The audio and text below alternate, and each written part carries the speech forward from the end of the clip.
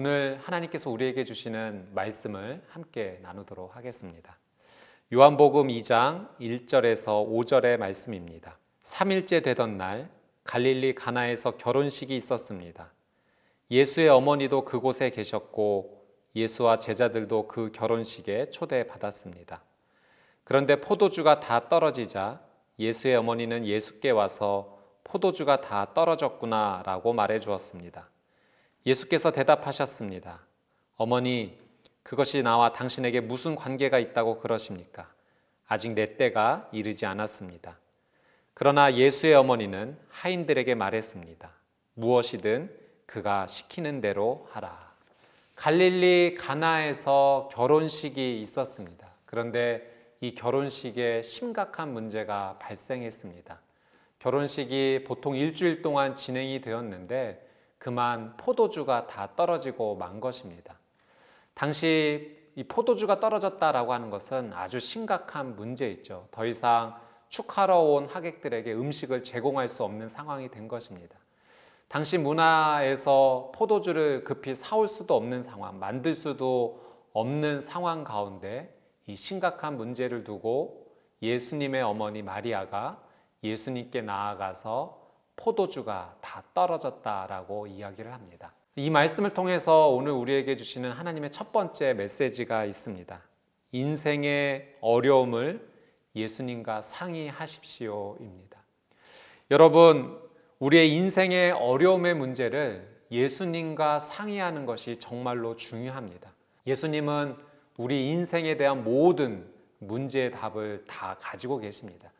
우리가 예수님을 찾아갈 때 예수님께서는 우리를 외면하지 않아 주시고 우리를 맞아 주시죠. 마태복음 11장 28절 말씀에 수고하고 무거운 짐을 진 자들아 다 내게로 오라 내가 너희를 쉬게 하리라.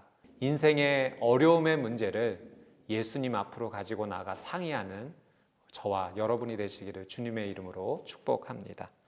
두 번째, 예수님께서 이 말씀을 통해 우리에게 주시는 교훈은 예수님께서 우리에게 믿음을 요구하신다라는 사실입니다. 예수께서 대답하셨습니다.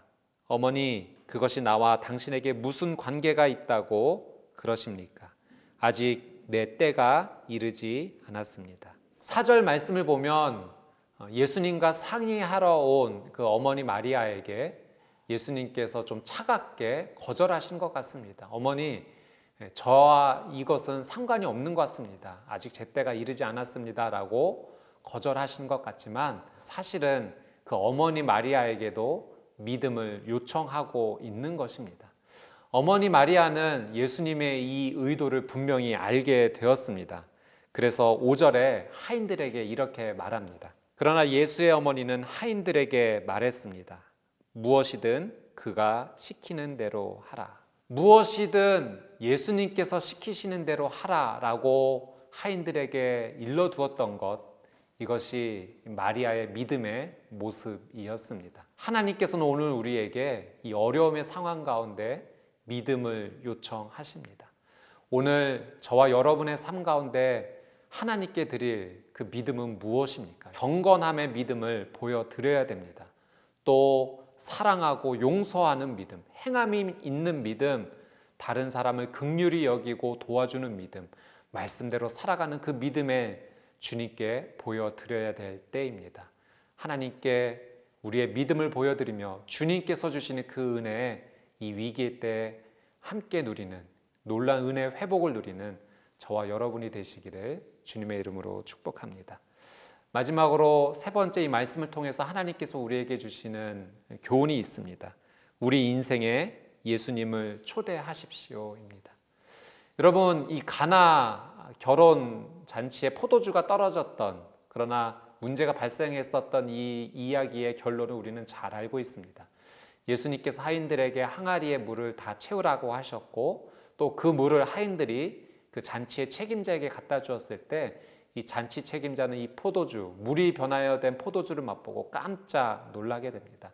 이제까지 맛본 어떤 포도주보다도 가장 최고의 포도주라고 신랑을 불러서 칭찬하는 것을 보게 되죠.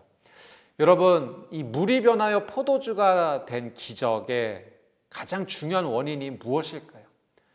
어머니 마리아가 보여줬던 믿음도 있고 또 하인들이 예수님의 말씀에 온전히 따랐던 믿음도 있습니다. 그러나 물이 변하여 포도주가 된 가장 중요한 원인, 이 기적의 가장 중요한 원인은 예수님께서 바로 그 결혼식에 계셨다라고 하는 사실입니다. 우리의 인생의 문제를 해결받기를 원한다면 우리의 인생에 예수님을 초대해야 됩니다.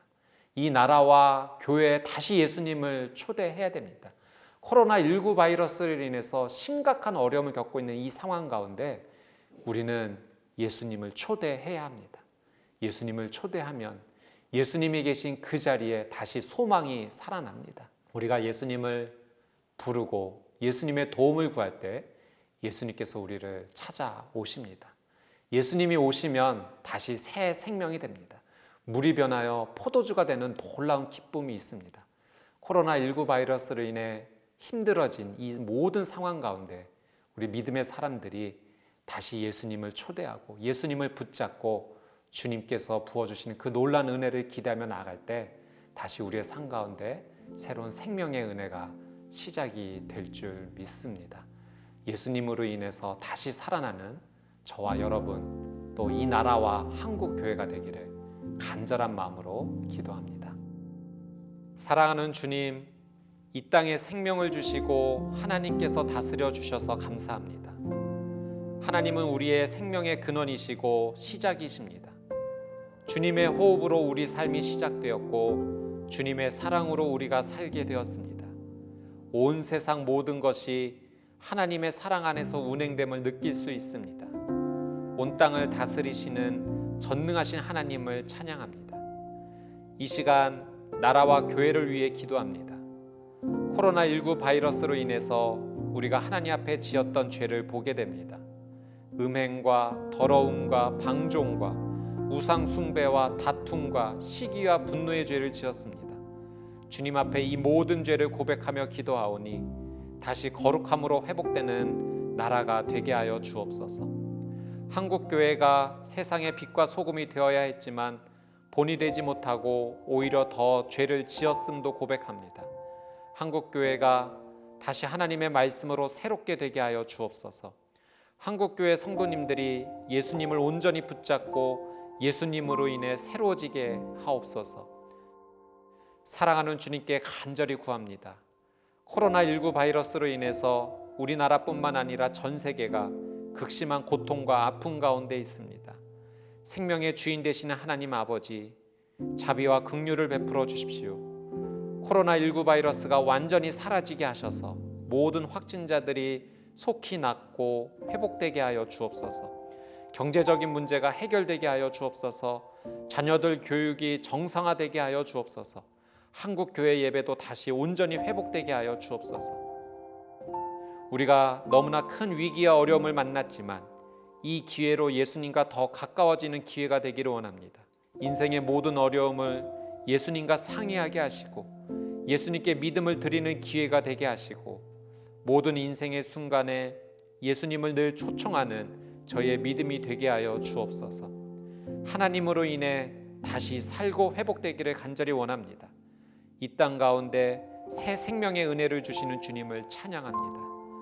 예수님의 이름으로 기도드립니다. 아멘.